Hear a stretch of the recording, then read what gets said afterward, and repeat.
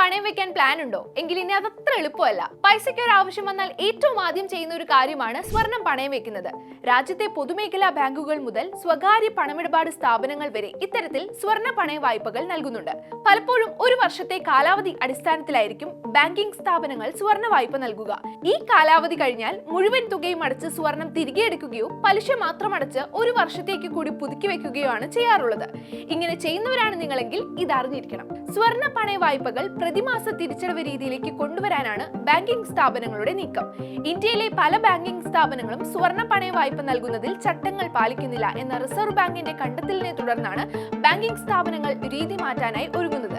അങ്ങനെയെങ്കിൽ സ്വർണ്ണ പണയ വായ്പ ഇനി പ്രതിമാസ നിശ്ചയ തുകയായി അടയ്ക്കേണ്ടി വരും. നിലവിലും ഈ സംവിധാനം ഉണ്ടെങ്കിലും മിക്ക ഇടപാടുകാരും അവസാന നിമിഷം പുതുക്കി വെക്കുകയോ സ്വർണം തിരിച്ചെടുക്കുകയോ ആണ് ചെയ്യാറുള്ളത്. സ്വർണ്ണ വായ്പാ വിതരണത്തിൽ KYC ചട്ടം, ക്യാഷ് പരിധി, LTC നിബന്ധന, പരിശുദ്ധി പരിശോധന തുടങ്ങിയ ചട്ടങ്ങൾ പാലിക്കുന്നതിൽ പല ബാങ്കിംഗ് സ്ഥാപനങ്ങളും വീഴ്ച വരുത്തുന്നുണ്ട് എന്നാണ് റിസർവ് ബാങ്ക് വ്യക്തമാക്കുന്നത്. വായ്പാ തിരിച്ചടവ് EMI രീതിയിലേക്ക് മാറുകയാണെങ്കിൽ പ്രതിമാസം തിരിച്ചടയ്ക്കാനുള്ള ശേഷി വായ്പ എടുക്കുന്ന ആൾക്കുണ്ടോ എന്നുള്ള കാര്യം ബാങ്കുകൾ പരിശോധിക്കേണ്ടതായി വരും.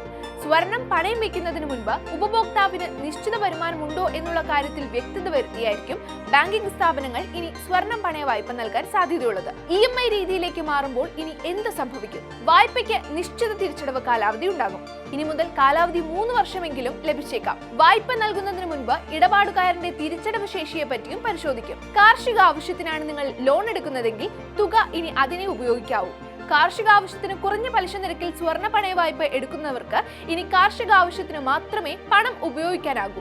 തുക കാർഷിക ആവശ്യത്തിന് തന്നെ ഇടപാടുകാരൻ ഉപയോഗിക്കുന്നു എന്നത് പരിശോധിക്കാൻ ചില ധനകാര്യ സ്ഥാപനങ്ങളെ നിയോഗിക്കും. എന്നാൽ നിലവിൽ ഇത്തരത്തിൽ പരിശോധന നടക്കുന്നില്ലെന്ന് റിസർവ് ബാങ്ക് ആരോപിച്ചിരുന്നു. ഇടപാടുകാരന്റെ തിരിച്ചടവ് ശേഷി വിലയിരുത്തുകയും EMI സംവിധാനം ഏർപ്പെടുത്തുകയും ചെയ്യുന്നതിലൂടെ ഫണ്ട് വിനിയോഗം വായ്പക്കാരൻ പ്രകാരം തന്നെയാണെന്ന് ഉറപ്പാക്കാൻ കഴിയുമെന്നും ധനകാര്യ സ്ഥാപനങ്ങൾ കരുതുന്നു. ചുരുക്കി പറഞ്ഞാൽ വലിയ നൂലാമാലകളില്ലാതെ എളുപ്പത്തിൽ കിട്ടിയിരുന്ന സ്വർണ്ണ പണയ വായ്പകൾ ഇനി കിട്ടുന്നത് അത്ര എളുപ്പമല്ല.